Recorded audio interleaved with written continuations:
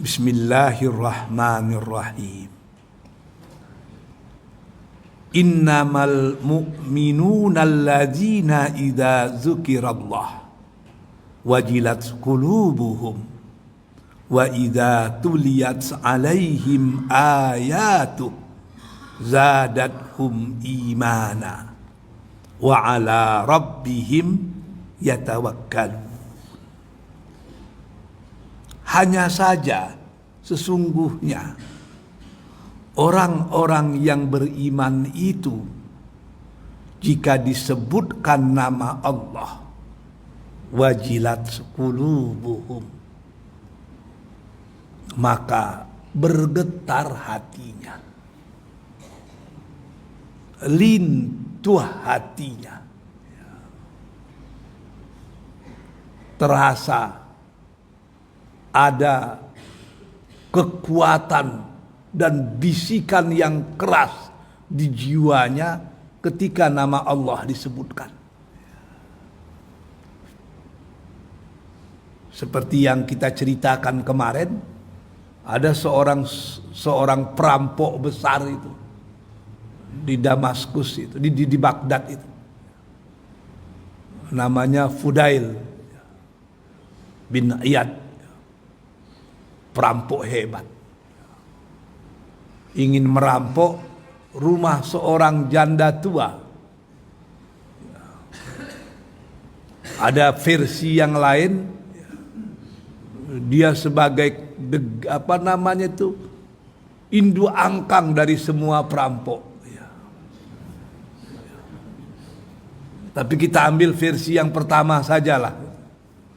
Ketika dia akan merampok itu terlihat olehnya orang yang mau dirampoknya itu sedang baca Quran dan menyebut nama Allah. Begitu terdengar, luruh keangkuhannya, sirna kekafirannya, lenyap kefasikannya. Dia kembali menjadi manusia yang sesungguhnya, bertaubat. Fudail yang jahat itu berubah menjadi ulama sufi yang sangat taat. Kenapa itu terjadi? Karena masih ada iman dalam dadanya itu. Ketika disebutkan nama Allah, memang bergetar hatinya. Jadi lucu juga itu. Kalau ada para pejabat yang disumpah dengan menyebut nama Allah, tapi masih bisa berbuat macam-macam itu bingung kita itu. Jadi kalau betul-betul beriman, jika disebutkan nama Allah, wajilat qulubuhum. Wajar saja kalau azan itu bisa menjadi alat pengukur kadar keimanan seseorang, menjadi pembukti itu. Karena ketika azan itu yang disebutkan nama siapa itu? Nama Allah itu. Apalagi azan subuh itu, itu lain rasanya itu. Allahu Akbar, Allahu Akbar. Wah, itu canggih. Ketika kita sedang berada dalam selimut, terdengar suara azan itu, biasanya terjadi peperangan dalam jiwa itu. Unsur-unsur yang baik dalam tubuh kita menghendaki cepatlah bangkit. Jawab panggilan Tuhanmu itu. Tapi unsur-unsur yang tidak baik dalam tubuh kita itu selalu menyuruh kita lanjutkanlah tidur itu. Sebab mimpimu belum selesai. Mana yang menang itu? Dia menjadi barometer itu. Mana yang menang? Ketika yang menang itu adalah unsur baik di tubuh kita, maka kita beriman itu. Tapi kalau kita lanjutkan tidur dan mimpi tadi, terjadi degradasi, ya, penurunan dalam keimanan. Bisa iman itu menurun? Bisa. Orang-orang ilmu kalam menyatakan al-imanu yazidu wa yankusu. Iman itu ada kalanya naik, ada kalanya turun itu. Yazidu bit ta'ah wa yankusu bil ma'siyah. Dia naik kalau kita berbuat ketaatan, dia akan turun kalau kita dekat dengan kemaksiatan. Jadi azan itu juga bisa menjadi barometer keimanan kita itu. Saya juga merasakan itu. Rupanya makin tinggi jabatan kita, makin tinggi juga setan yang menggoda kita itu. Makin tinggi. Ketika kita S1 juga hanya setannya itu. Ketika kita S2 juga setannya itu. Ketika kita S3 juga setannya itu. Ketika kita ketua MUI juga setannya itu. Jadi jangan salahkan orang tergelincir, memang berat perjuangannya itu. Jadi kalau tidak pandai-pandai terjerumus kita. Maka selalu kita berdoa itu agar kita istiqomah dalam keimanan. Istiqomah. Komitmen, konsekuen, itu istiqomah itu. Wajar saja kalau ahli-ahli sufi itu takut ke masjid setelah azan. Macam tuan guru kita Bataruddin itu tidak berani datang ke masjid sesudah azan itu. Ada orang bertanya kepada seorang guru sufi, guru tasawuf, kenapa Anda datang ke masjid sebelum azan berkumandang? Jawabannya, fungsi azan itu mengingatkan orang yang lupa dan memerintahkan orang yang lalai. Itu kata dia. Jadi fungsi azan itu bukan sekedar memanggil, tapi dia mengingatkan yang lupa, menjagukan nan lalo. Lalu katanya, jikalaulah aku datang ke masjid setelah azan, maknanya Allah sudah menggolongkan aku sebagai orang yang lupa dan orang yang lalai. Wah, begitu.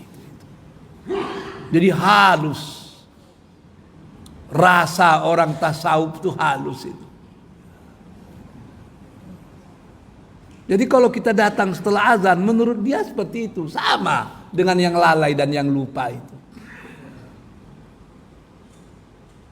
Tapi kalau dia datang sebelum azan, itulah manusia yang sesungguhnya. Maundang urang nan katibo, maimbau urang nan kadatang. Nah, itu. Jadi rasanya itu diasahnya itu.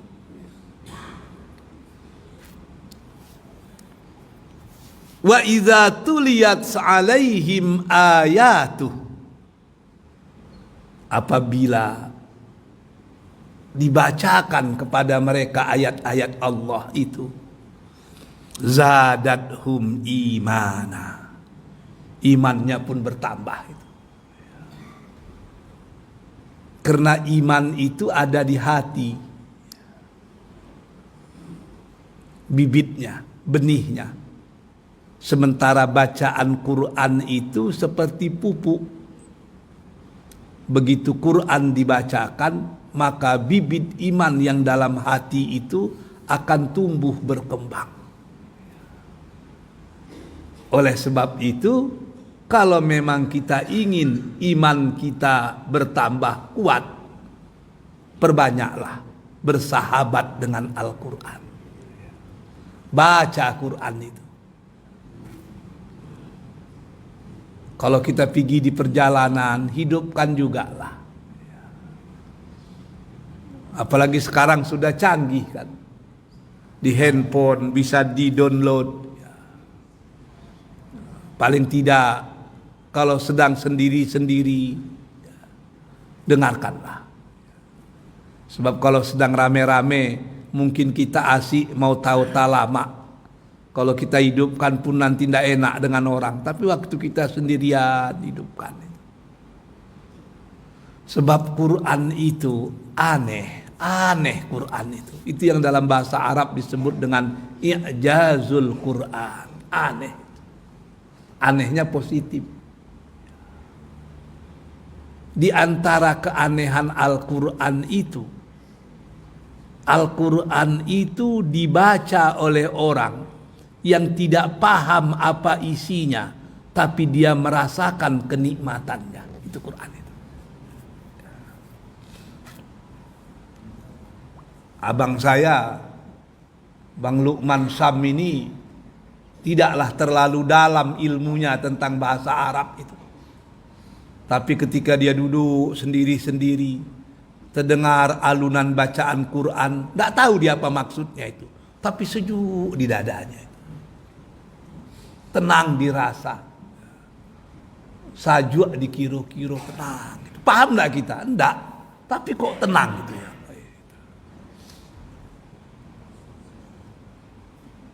Kalau bapak-bapak buka CNN atau Al Jazeera, juru bicaranya berbahasa Arab itu, kita tidak paham bahasa Arab, kita matikan Al Jazeera itu, memaka aja.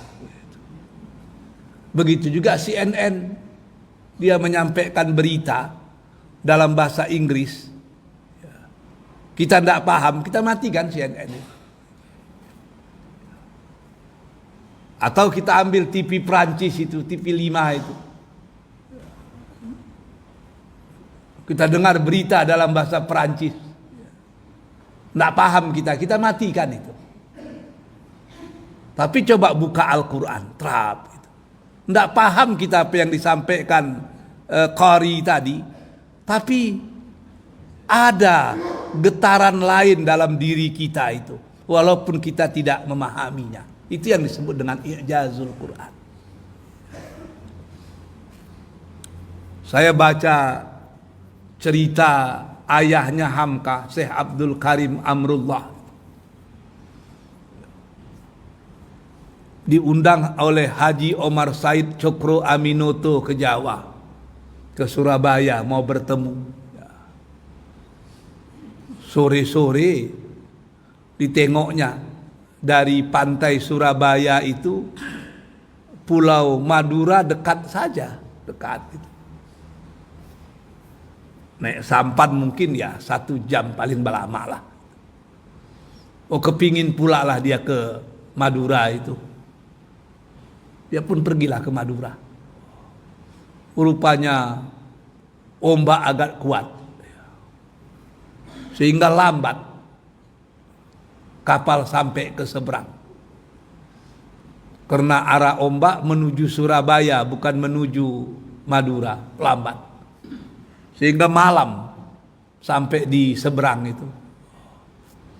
Itu kan tahun 30-an.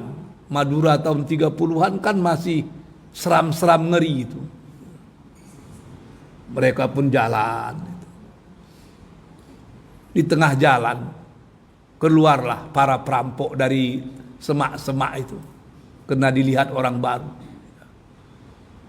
Tukang dokar itu, dokar tahu dokar ya?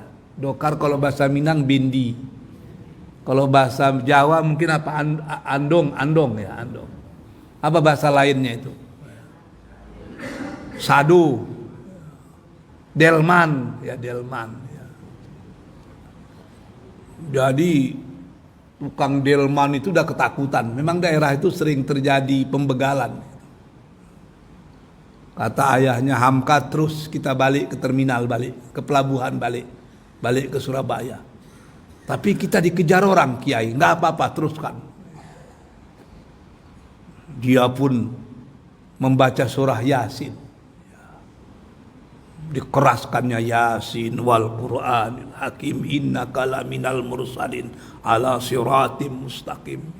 Belum setengah ayat itu dibaca, orang yang mengejar itu lari balik ke semak-semak. Mereka pun selamat sampai ke pelabuhan dan terus kembali ke Surabaya. Ternyata para perampok saja ketika Quran dibacakan hilang semangat merampoknya itu.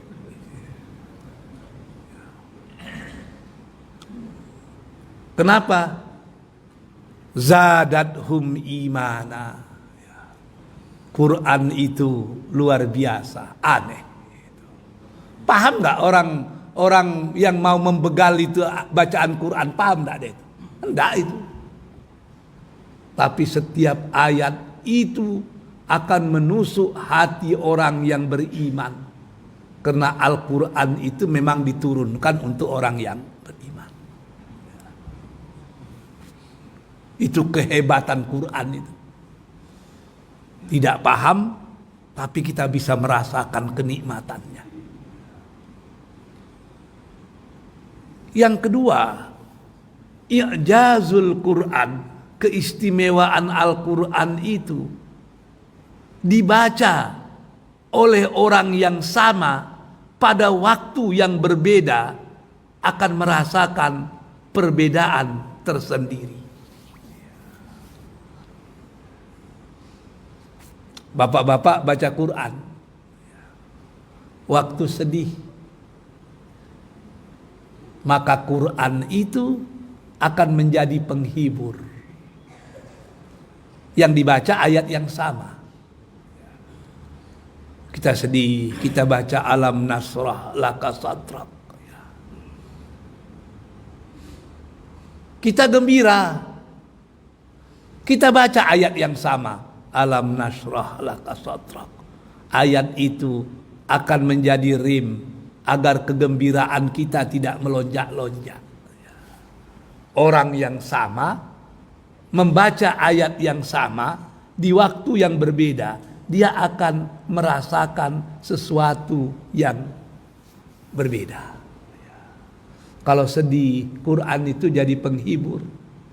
Kalau gembira, Quran itu menjadi rem agar kegembiraan tidak melonjak-lonjak. Itu hebatnya Al-Quran itu. Yang berikutnya, Al-Quran itu dibaca di waktu yang sama oleh orang yang berbeda, rasanya berbeda itu.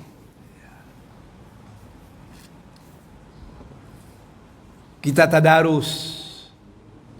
Tadi saya dengar pembawa acara menyampaikan di masjid kita ada tahsin, ayat-ayat pendek, itu bagus diikutin itu.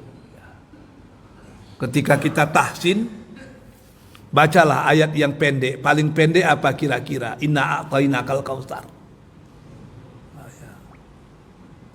Haji Dasmir baca inna a'tainakal kautsar, inna a'tainakal kautsar, fasholli li rabbika wanhar, inna sani'aka huwal abtar. Sesudah itu Pak Anhar baca pula dia ayat yang sama, inna a'tainakal kautsar fasholli li rabbika wanhar. Karena nama dia Anhar juga, ketika baca wanhar itu diulangnya 3 kali itu.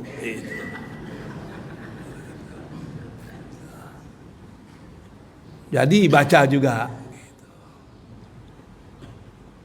Yang di sebelahnya Bang Saiful juga baca inna a'tainakal kautsar fasholli rabbika wanhar. Selesai acara tahsin, coba tanya dengan yang 3 itu. Ketika dia baca inna a'taina itu apa yang dirasakannya? Pasti berbeda itu. Kata Haji Dasmir, tenang perasaan. Kata Pak Anhar, timbul semangat untuk berkorban. Kata Pak Saifullah, ketika membacakan itu teringat saya dengan istri Ustaz. Wah, macam-macam itu. Ayat sama dibaca pada waktu yang sama, tapi akan merasakan yang berbeda. Lain, Quran itu lain itu. Jadi ketika orang baca Yasin itu, 100 orang baca Yasin, kalau ditanya satu-satu, sama nggak yang dirasakannya itu? Berbeda itu. Kalau yang khusyuk terasalah Yasin itu sampai ke tulang sumsumnya. Tapi ada juga yang ketika membaca itu tidak terasa apa-apa. Karena ketika membaca yang dipikirkannya setelah doa ini kira-kira makan apa ini ya? Tidak akan ada rasanya itu. Padahal puncak dari ibadah itu adalah rasa. Puncak dari ibadah itu rasa. Kalau bapak-bapak sholat, tidak ada beda sholat dengan tak sholat. Itu Allah sudah cabut indahnya rasa sholat itu. Hampa ibadah itu.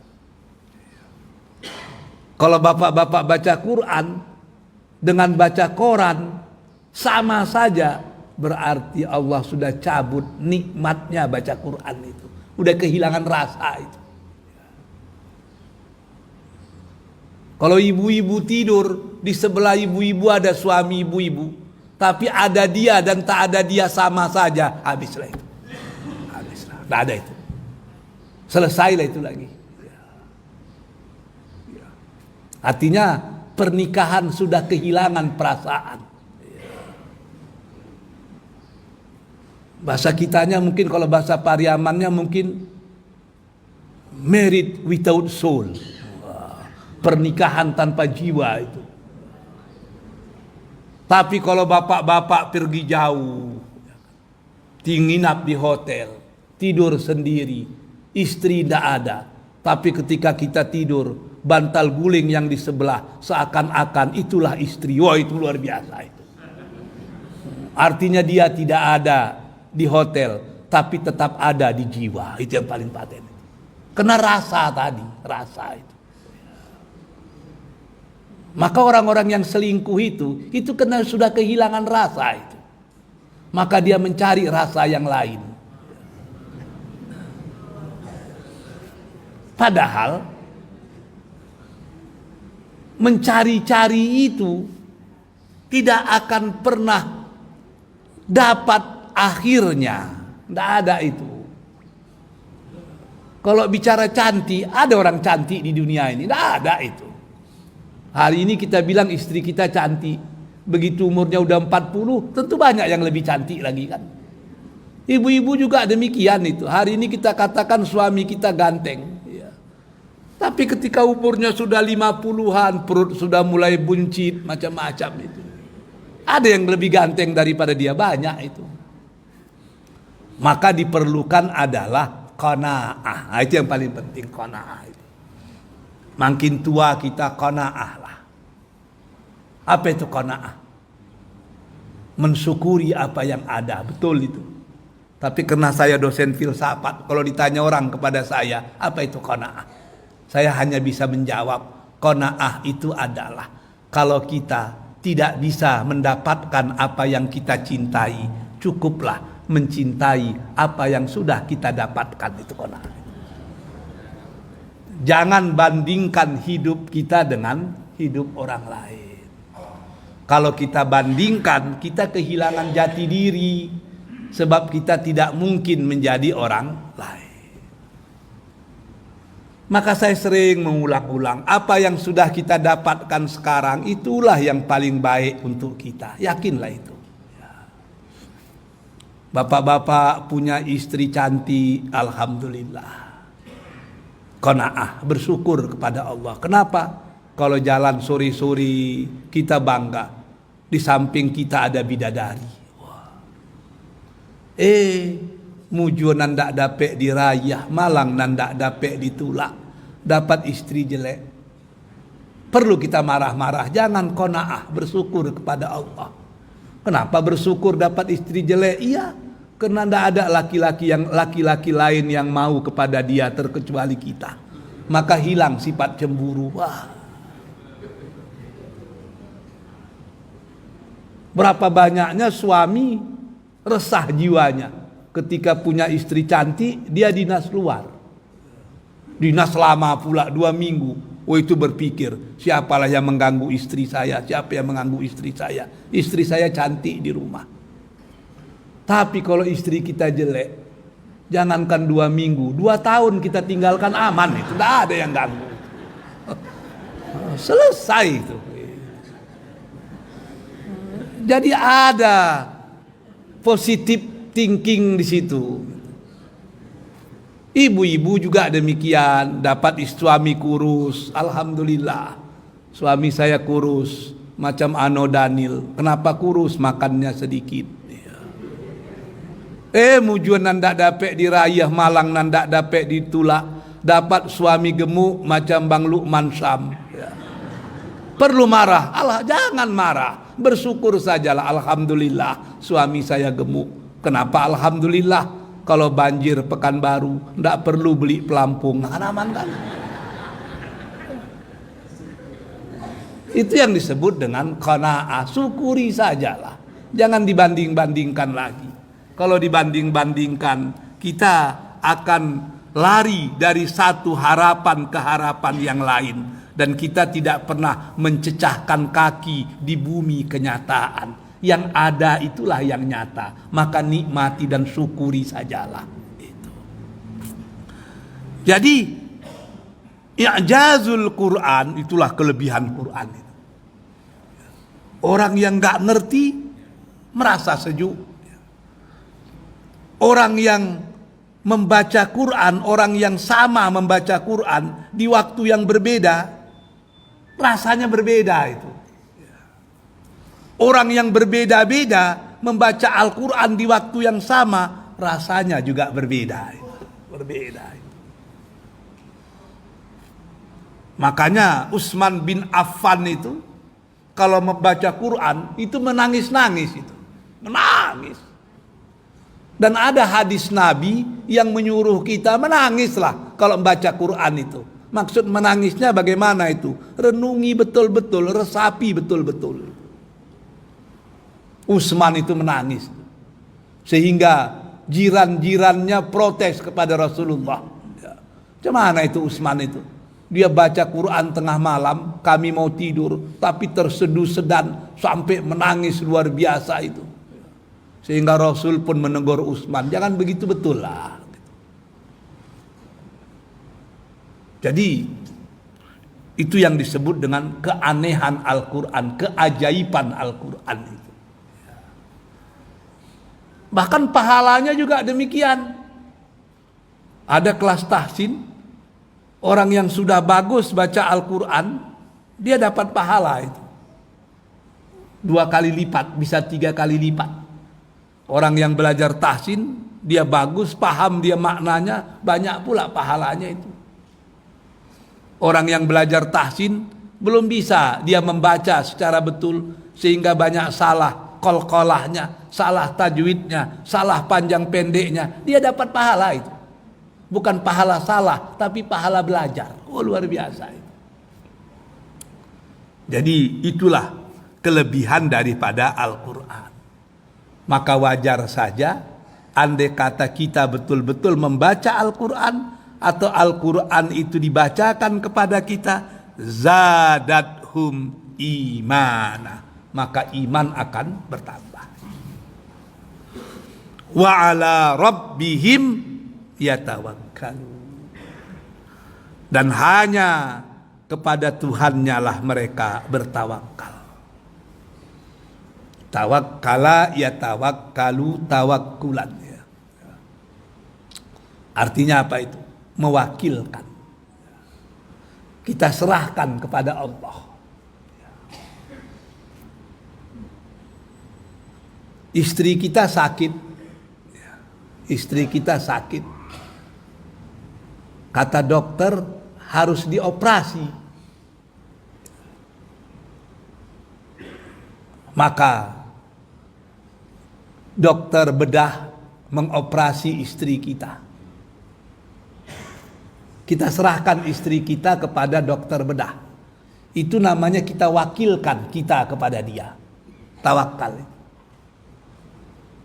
Ketika dokter bedah mengoperasi istri bapak-bapak, ikut campur lagi bapak-bapak itu. Dokter, kok menyaiknya jangan lebar-lebar dokter ya. Kalau nanti menjahitnya rapi-rapi dokter katanya kan. Kalau saya dokternya tentu saya bilang, Anda sajalah yang mengoperasi istri Anda ini gitu. Gak bisa kita ikut campur lagi itu. Karena udah kita tawakalkan, udah kita wakilkan itu. Kenapa kita wakilkan? Karena kita yakin dia ahlinya, dia pakarnya itu. Begitu juga lah kita dengan Allah.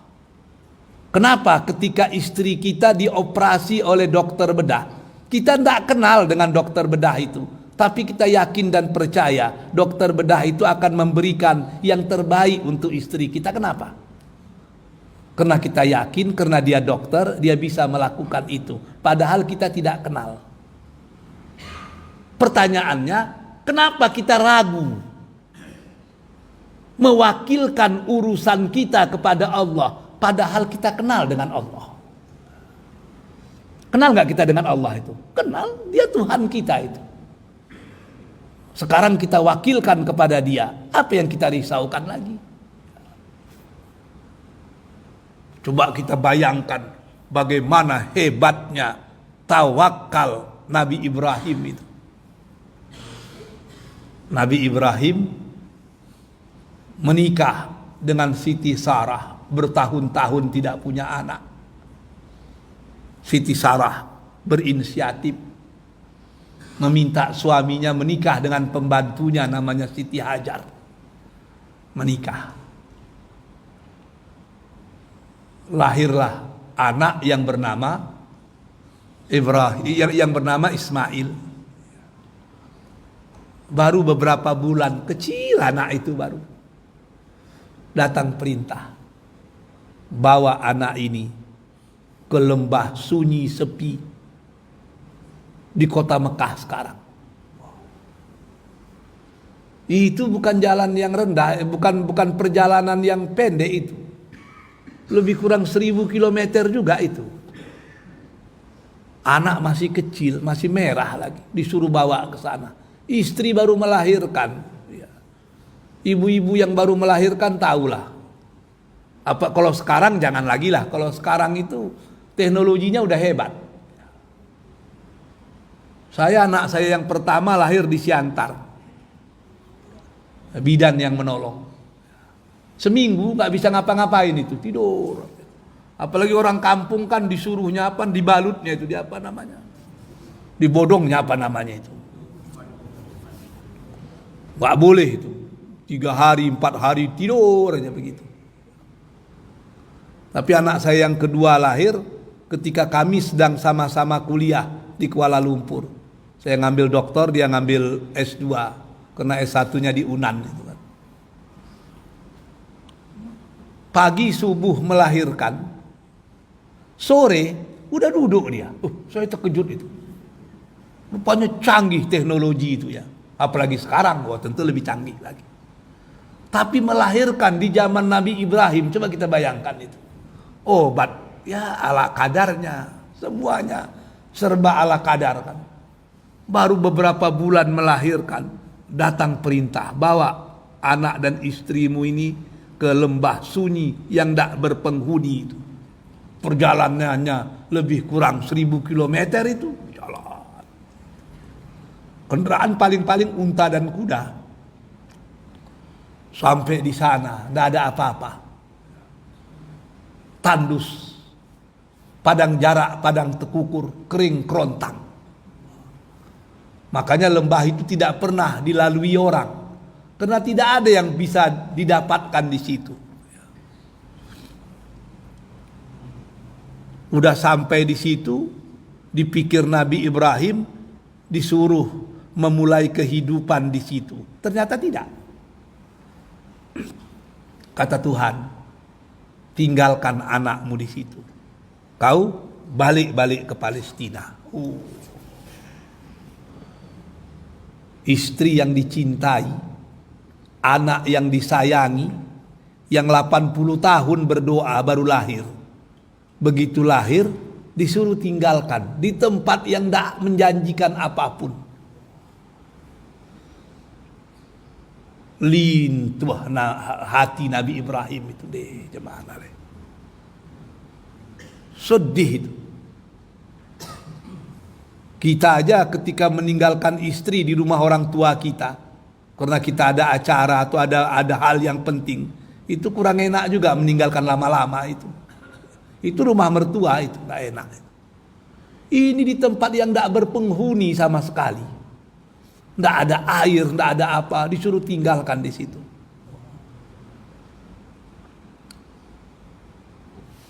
Pada waktu itulah Nabi Ibrahim bertawakal. Ya Allah, kuserahkan anak dan istriku ini di bawah perlindungan. Dengan tetesan air mata dia pergi. Tinggalkannya lah 2 orang yang dicintainya itu. Berat itu.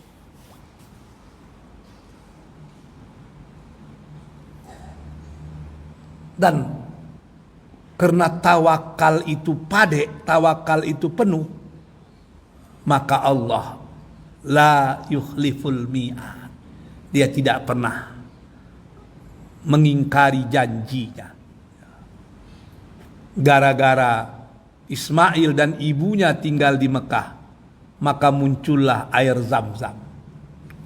Begitu muncul air Zam-Zam, lembah yang kering kerontang tidak berpenghuni itu mulai didatangi burung-burung karena udah ada air. Para kabilah-kabilah, para musafir-musafir, para pedagang-pedagang juga terkejut. Kok sudah ada burung di sana itu? Kalau ada burung-burung berarti ada kehidupan, ada air di situ. Maka mereka pun datang ke sana, terkejut.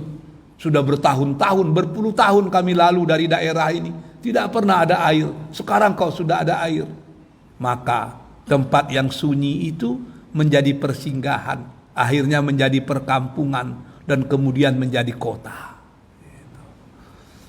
Tawakal merubah yang gersang menjadi yang menjulang dan terbilang. Itulah Ka'bah. Jadi kita juga demikian. Faiza azamta fatawakkal 'ala Allah. Kalau kita sudah berusaha, bertawakallah kepada Allah.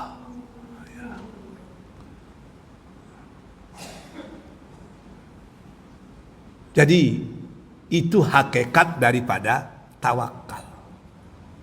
Tugas kita selaku manusia kita kerjakan. Hasil akhirnya serahkan kepada Allah. Itu yang tawakal itu. Sakit, berobatlah. Lalu serahkan kepada Allah hasilnya. Kalau hasilnya positif, bersyukurlah. Kalau hasilnya negatif, sabarlah.